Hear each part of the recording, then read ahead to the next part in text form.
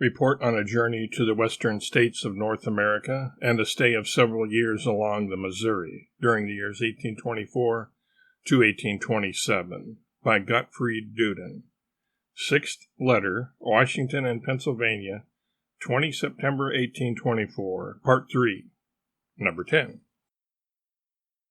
When we reached the first mountain range west of Fredericktown, the sun had already set. On this day, we had planned to reach Bunsburg, which lies west of the southern range. As the town was still 6 English miles ahead of us, it did not seem advisable to keep to this plan, even though it included arrangements concerning the forwarding of our belongings.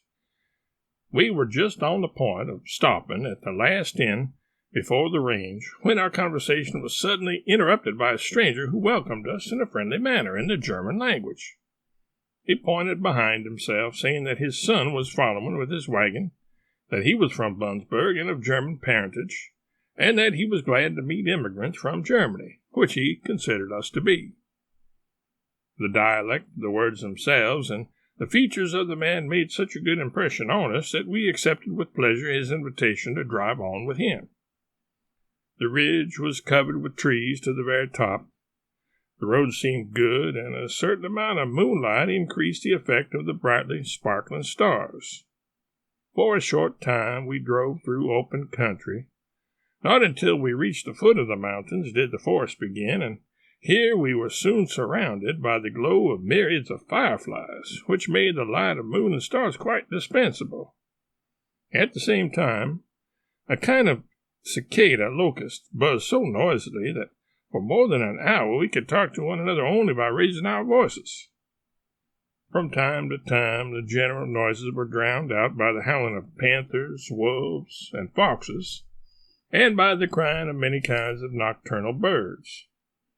Added to these impressions were the changing views of the depths lying before and beside us, which reflected the light of the moon and stars in the most manifold shadows.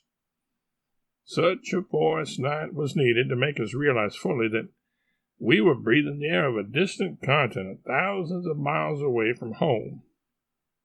Henceforth we looked upon everything that attracted our attention during the day with a livelier interest, while every forest before our eyes again reminded us of what innumerable strange creatures we were wandering among. When we reached Bunsburg, it was almost midnight. This place is about 55 miles from Baltimore and has, as almost all other towns along the ranges described above, a healthful location.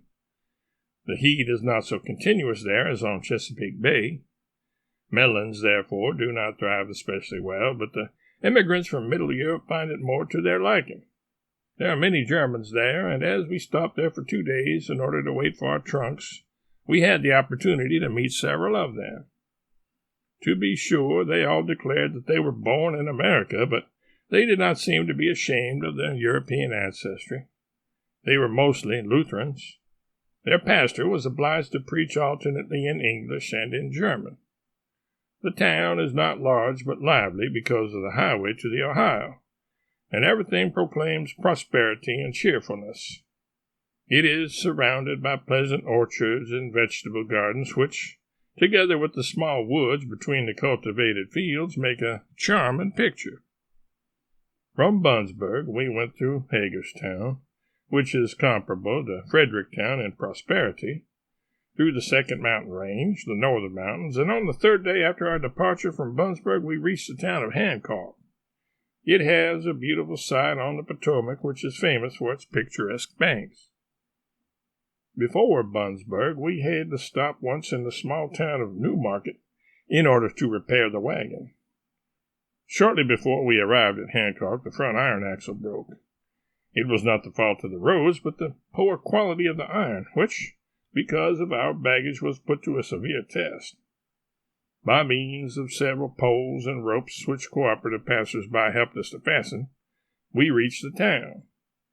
We found a very good and spacious inn, but also a drunk blacksmith.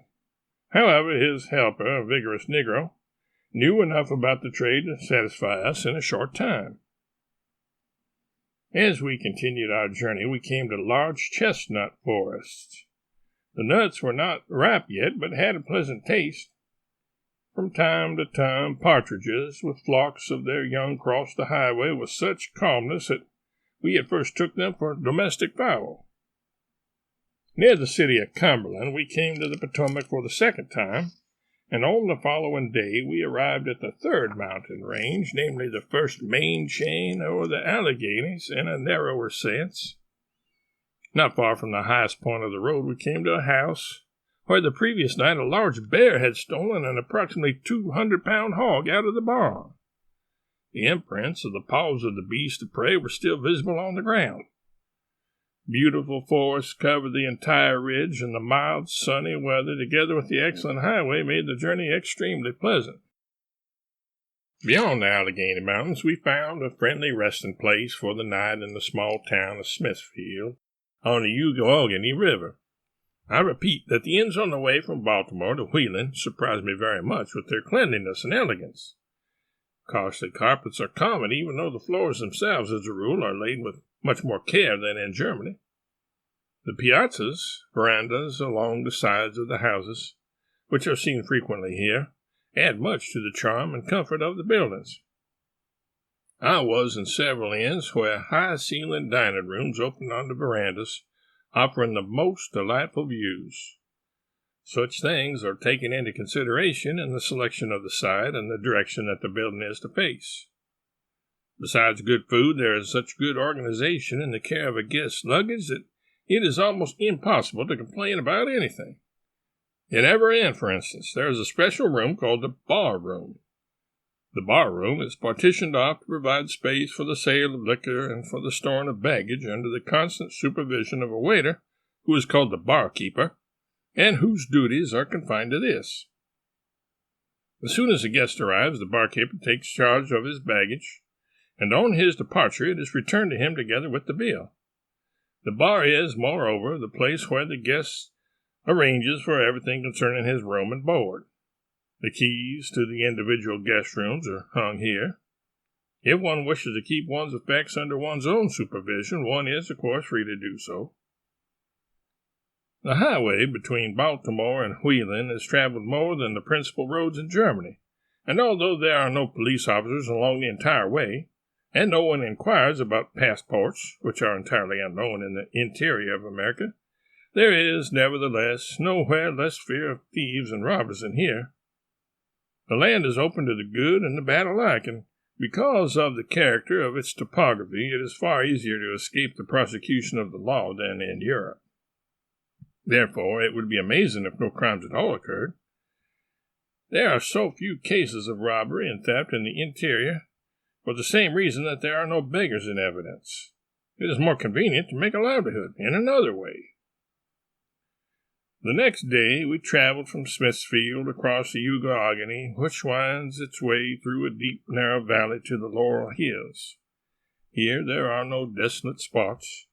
Everywhere wooded slopes of oaks, walnut trees, and cultivated chestnuts, and a dark green of Kalmia shrubs, called laurel in the language of the country, groups of cedars, Juniperus virginiana, Weymouth pines, Pinus strobus, and hemlocks, from which a good beer is made, furnish a charming variety. Beyond these mountains we came to Uniontown, a beautiful country town in a fertile region.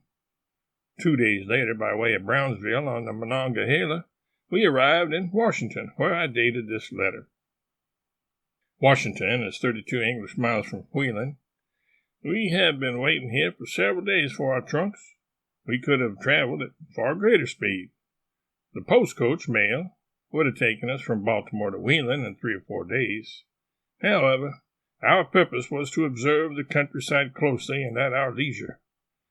Therefore, we shall not make use of the steamers later, especially since one learns even less of the interior of the country on the river than in mail coaches. The surroundings of Washington are rather hilly. The soil mixture seems to be good, although there is no evidence of natural fertilizer originating from rotted vegetable matter.